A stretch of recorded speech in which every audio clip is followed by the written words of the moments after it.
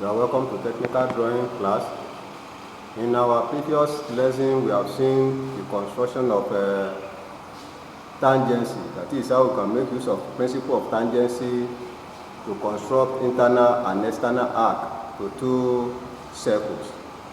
Now, we want to continue in the construction of ellipse.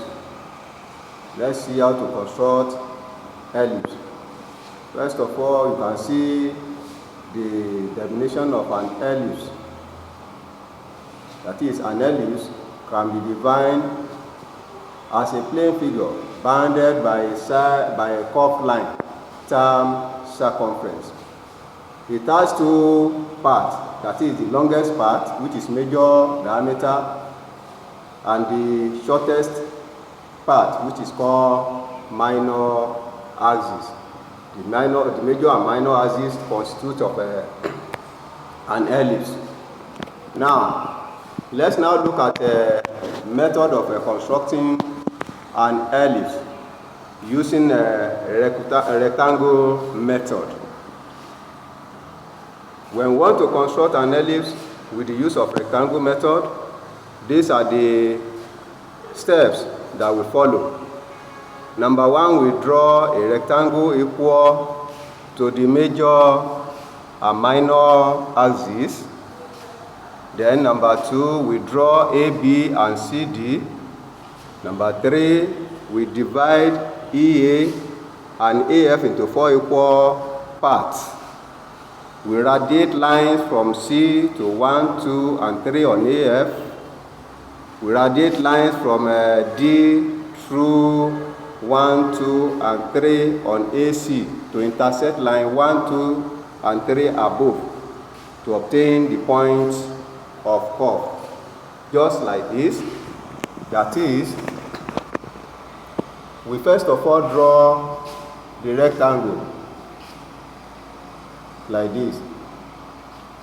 Then we mark a point A, B, point A and B, then point C and D. After that, from C now, we draw line.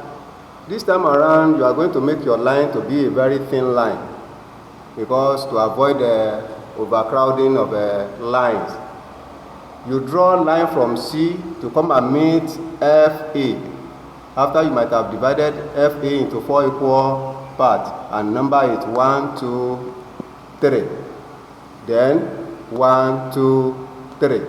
So you number it like that. You now radiate line from C, bring it to 1, 2, 3 above AF.